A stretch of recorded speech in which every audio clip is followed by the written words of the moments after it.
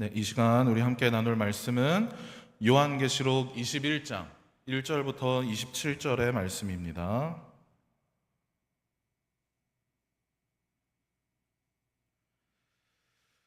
요한계시록 21장 1절부터 27절의 말씀입니다.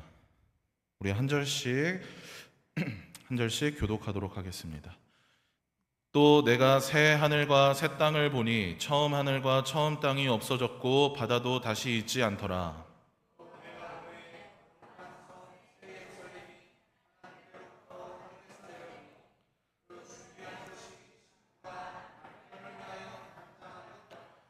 내가 들으니 보좌에서 큰 음성이 나서 이르되 보라, 하나님의 장막이 사람들과 함께 있음에 하나님이 그들과 함께 계시리니 그들은 하나님의 백성이 되고 하나님은 친히 그들과 함께 계셔서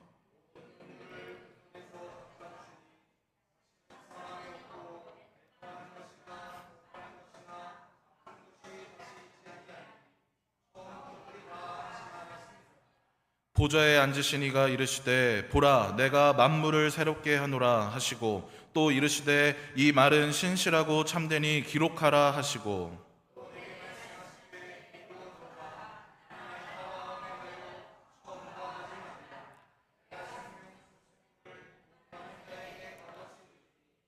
이기는 자는 이것들을 상속으로 받으리라. 나는 그의 하나님이 되고 그는 내 아들이 되리라.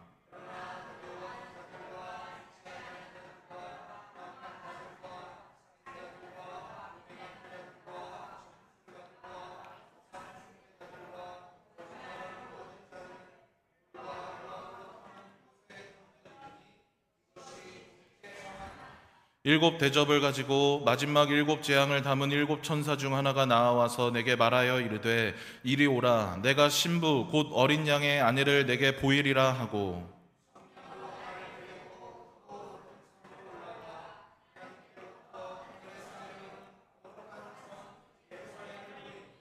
하나님의 영광이 있어 그 성의 빛이 지극히 귀한 보석 같고 벽옥과 수정같이 맑더라.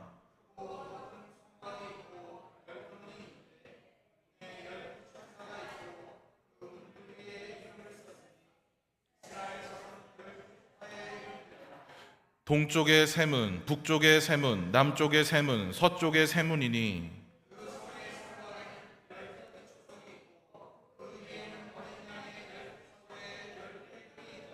내게 말하는 자가 그 성과 그분들과 성광을 측량하려고 금 갈대자를 가졌더라.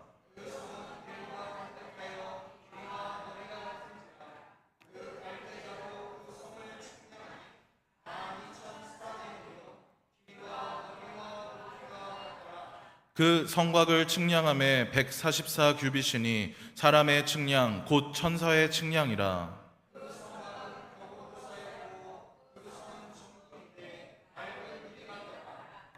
그 성의 성곽의 기초석은 각색 보석으로 꾸몄는데 첫째 기초석은 벽옥이요, 둘째는 남보석이요, 셋째는 옥수요, 넷째는 녹보섯이요.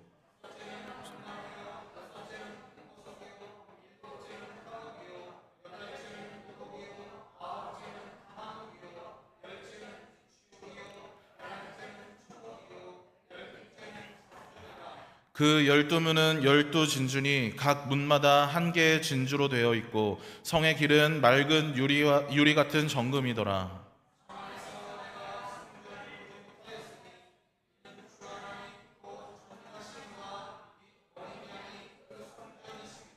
그 성은 해나 달의 비침이 쓸데없으니 이는 하나님의 영광이 비치고 어린 양이 그 등불이 되심이라.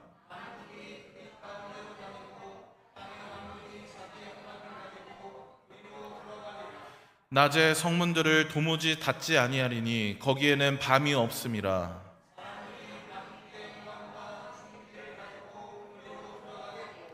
무엇이든지 속된 것이나 가증한 일 또는 거짓말하는 자는 결코 그리로 들어가지 못하되 오직 어린 양의 생명책에 기록된 자들만 들어가리라. 아멘. 네, 오늘 본문 말씀에서는 새 하늘과 새 땅을 말하고 있는데요. 이 새 하늘과 새 땅을 다른 말로 하면 무엇인지 아시나요? 네, 신천지입니다. 새하늘과 새 땅이라고 하면 큰 문제가 없게 느껴지는데 신천지라고 하면 그때부터 뭔가 좀 위험해 보이죠. 이처럼 같은 의미인데 어떤 단어로 말하느냐에 따라서 받아들여지는 게 다릅니다. 우리에게는 이런 단어가 또 하나가 더 있죠. 네, 하나님의 교회.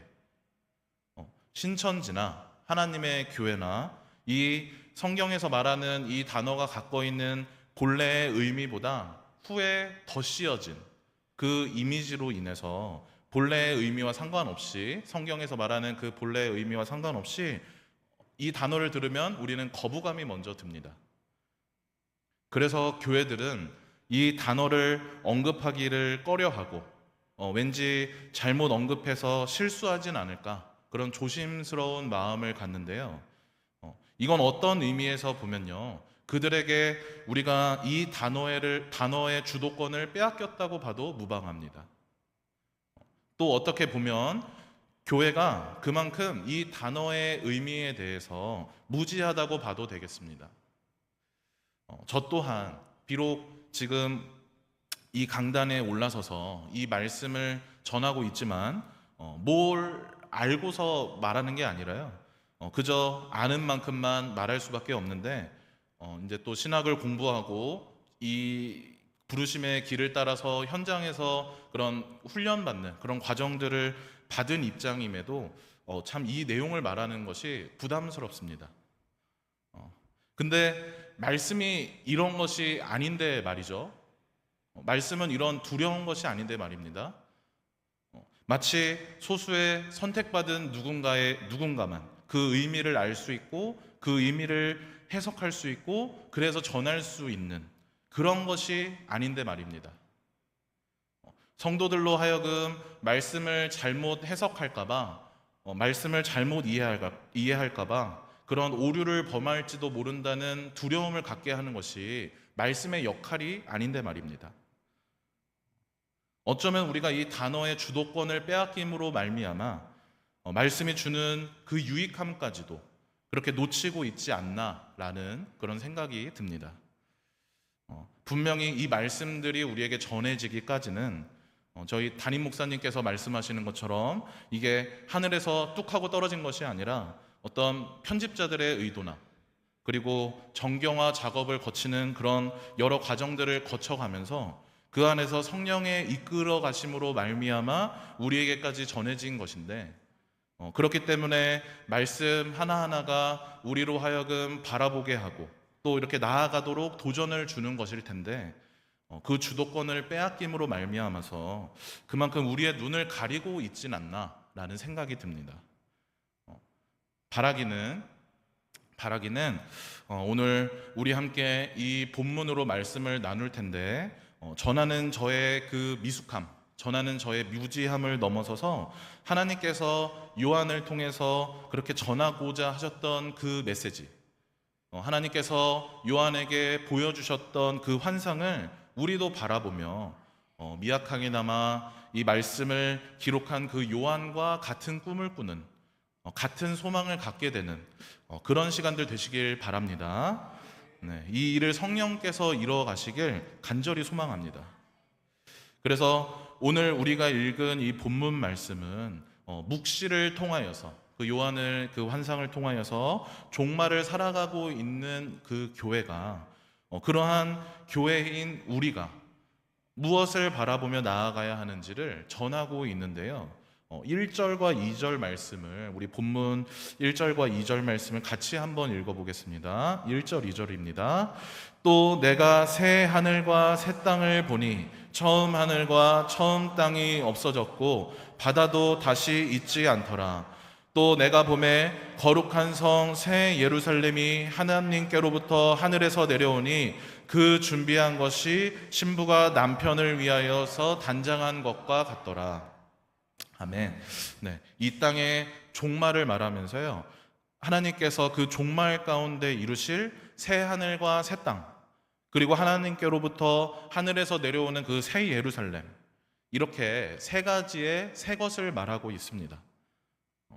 이전 것은 없어지고 새로운 것이 오는데요, 결국에는 종말을 살아가는 교회가 하나님께서 없어지게 하실 그 땅을 살아가고 있지만 하나님께서 새롭게 세우실 그것을 바라보면서 나아가야 한다고 말하고 있습니다.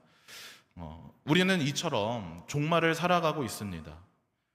그때가 그 종말이 이루어지는 것이 언제인지 정확하게 알지 못하지만 누구나 그 끝을 향해서 그 날을 향해서 살아가고 있다는 사실은 변함이 없습니다.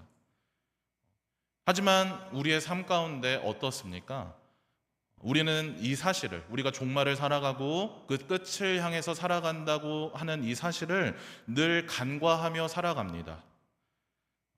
우리에게는 반드시 끝이 존재하는데 그 끝을 간과하고 영원할 것만 같이 착각하면서 언제 닥칠지 모르는 그 종말을 준비하는 것이 아니라 그렇게 준비하며 살아가기보다는 하루하루 눈앞에 보이는 그 삶의 과제에 그것에 매여서 열심을 다해서 살아가고 있습니다. 이 모습은 마치 무엇을 연상하게 되냐면요. 큰 미로가 있는데 그 미로 안에서 헤매는 그런 모습을 연상하게 됩니다. 그 크기를 알 수 없는 삶이라는 미로 안에서 어디서 왔는지, 어디로 가야 하는지, 그저 그곳에 뚝 하고 떨어져서 무엇을 해야 하는지도 모른 채 그저 일단 앞을 향해서 달려가는, 어디든 가고 있는 그런 모습을 연상하게 됩니다. 그렇다면 여기서 지금 이 미로를 헤매는 그 사람의 어리석음은 무엇일까요? 그의 어리석음이 있다면 그것이 무엇이겠습니까? 어디로 가야 하는지 모른다는 것이 어리석은 것이 아닙니다. 미로 안에서는 이 미로의 정체를 알 수 없기 때문에 어디로 가야 하는 것이 모른다는 것이 어쩌면 당연한 것이죠.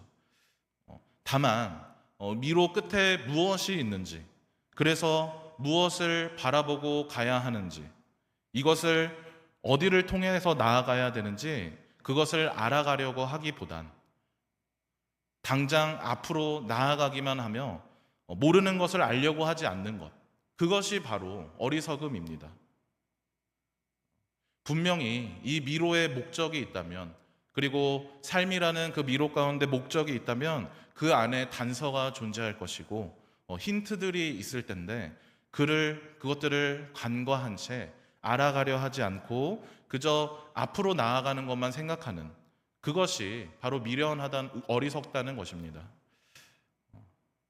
그 미로 안에서는요, 때로는 그렇게 앞으로 나아갈 때도 있어야겠지만 때로는 멈춰서서 지금까지 지나온 그 길들을 돌아보는 시간도 필요할 텐데 그런 시간을 가지지 않은 채, 그렇게 방향을 정하지 않은 채 그저 앞으로 나아가기만 하는 것은 어리석은 것입니다.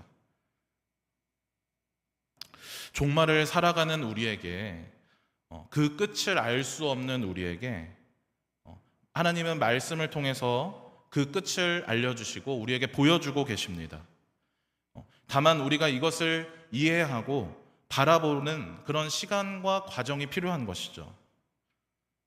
분명한 것은요, 이 길을 나아가는 우리가 이 끝을 모르길 원하지 않으신다는 겁니다. 우리를 이 삶 가운데 보내시고 그리고 그 끝을 향해 나아가게 하시는 하나님께서는 우리가 이것을 모르고 지나가길 원하지 않으신다는 것입니다. 그 끝을 바라보면서 그것을 통해서 소망을 품고 꿈을 꾸고 그렇게 그 날을 향해서 살아가길 원하신다는 겁니다. 그리하여서 지금은 비록 모르지만 그 끝을 향해서 달려나아갈 때 그저 열심히만 나아가는 것이 아니라 올바른 방향을 찾아가길 원하시는 거죠. 그 옛날 말씀이 우리가 초대교회라고 하는 그 옛날에 박해와 핍박 가운데 그렇게 살아가던 그 초대교회에 자신들이 교회로서 이 삶을 유지하고 신앙을 유지하면은 소망이 필요했습니다.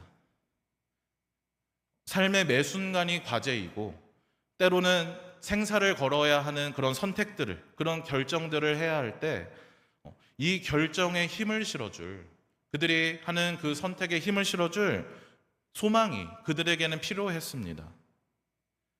그래서 궁극적으로는 그들이 이 고난의 시간을 넘어선 그 모습, 이 삶의 끝에서 이뤄가야 할 그 모습을 꿈꾸고 바라보며 견뎌내야 했는데요.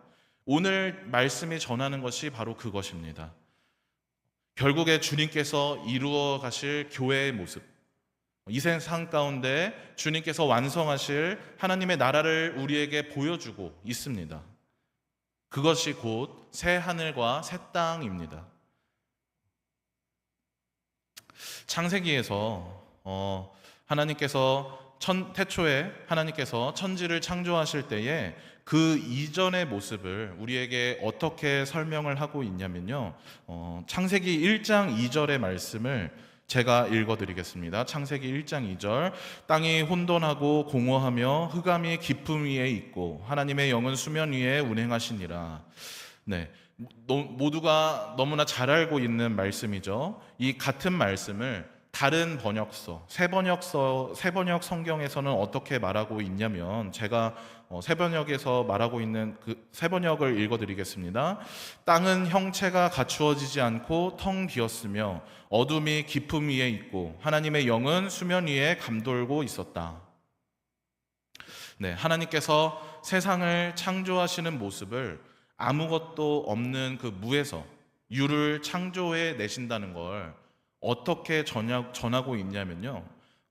혼돈하고 공허하며 그 어두운 세상 가운데 빛이 있으라 하시며 빛과 어둠을 나누시는 걸로 그렇게 무에서 유를 창조해 내신다고, 그렇게 하나님께서 이 세상을 시작하고 있다고 전하고 있습니다.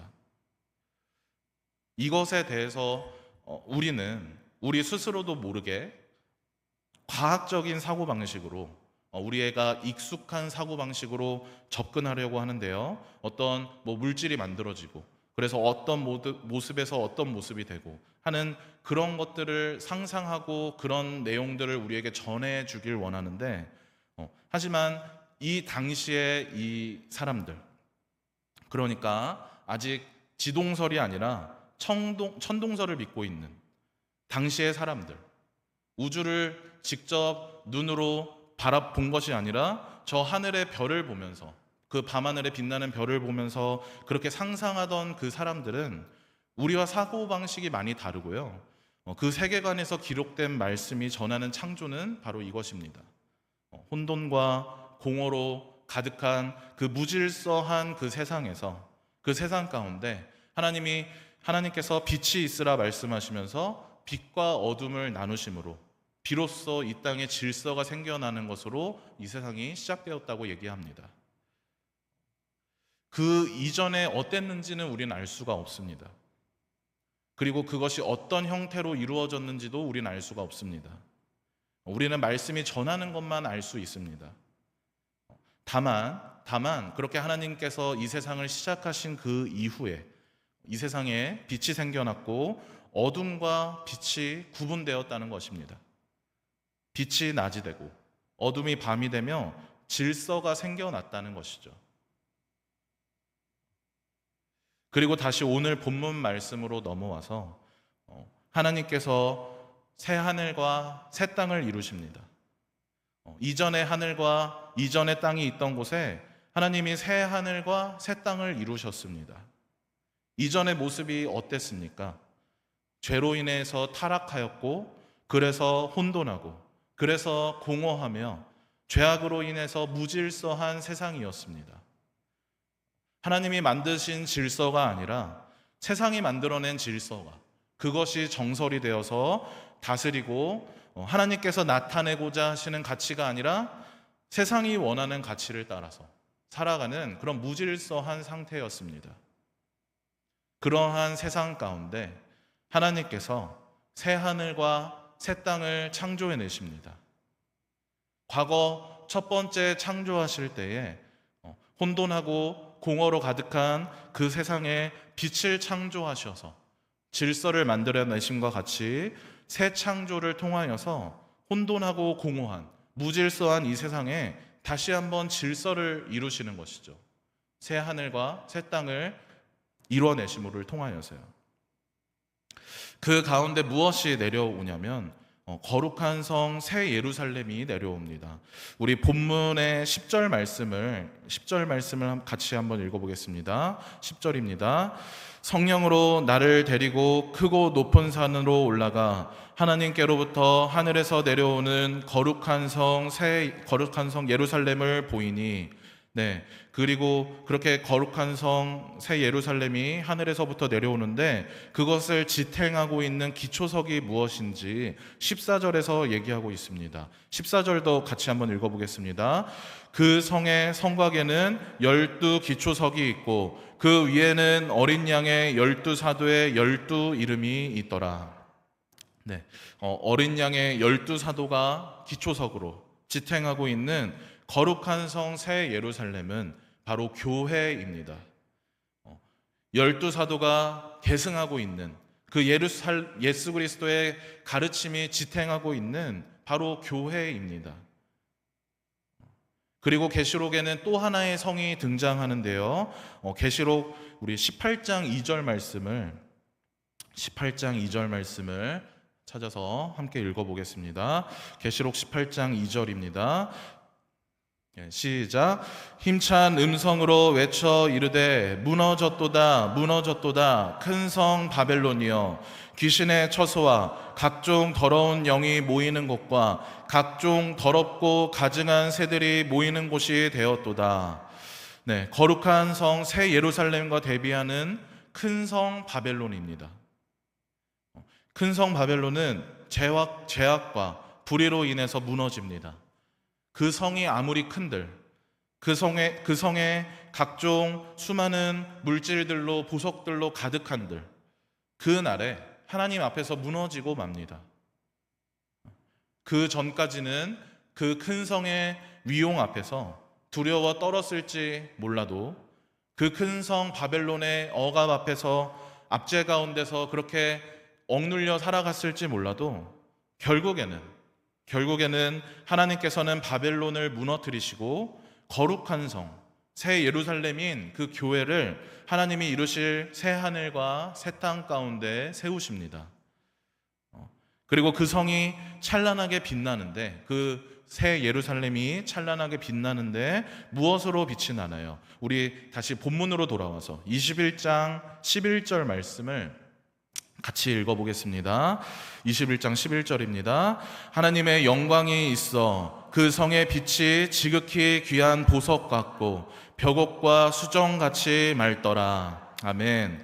네, 하나님의 영광이 있어서 그 성이 빛이 난다고 말합니다. 교회는 하나님의 영광이 있으므로, 하나님과 함께 있으므로 빛이 납니다. 우리가 바라보며 이 땅 가운데서 이뤄나가야 할 그 교회의 모습은 큰 성이 아닙니다. 우리의 화려함은 그 물질 위에 세워져서 보석이나 다른 어떠한 것으로 빛나는 그것이 아닙니다. 세상과 구별된 거룩함이 우리의 가치이고 하나님의 영광이 함께하는 것이 우리의 화려함이고 우리의 아름다움입니다. 눈에 보이는 물질을 가장 중요하게 여기는 이 세상 가운데 거룩함을 쫓아 살아가는 우리에게 무엇을 보여주시나요? 어떤 가치를 따라서 살아가야 하는지, 무엇이 옳은지 그렇게 혼란해하는 성도들을 향해서 종말의 모습을 통해서 우리에게 무엇을 보여주십니까? 결국에 하나님께서 이루실 새 하늘과 새 땅, 그 종말의 때에 세워지는 것은 거룩한 성 새 예루살렘이고, 가장 빛나는 것은 하나님의 영광이 그 안에 있음이 가장 빛이 난다는 것을 우리에게 알려주십니다. 사랑하는 성도 여러분, 교회로 살아가며 낙심하지 마시고 더욱 힘을 내시기 바랍니다. 알지 못함으로 인하여서, 우리의 그 어리석음으로 인하여서 혼란스럽고 그리고 두렵더라도 이 길을 포기하지 마시기 바랍니다. 우리가 이 길 가운데 포기하지 않는다면 계속해서 끝까지 나아간다면 하나님께서 이 말씀들을 통하여서 더욱 알아가게 하시고 그리고 우리로 소망을 품게 하실 것입니다. 이를 완전하게 이루실 그 날을 바라보며 종말의 때 그 끝을 준비하며 살아가는 그런 여러분들 되시길 주님의 이름으로 간절히 소망합니다.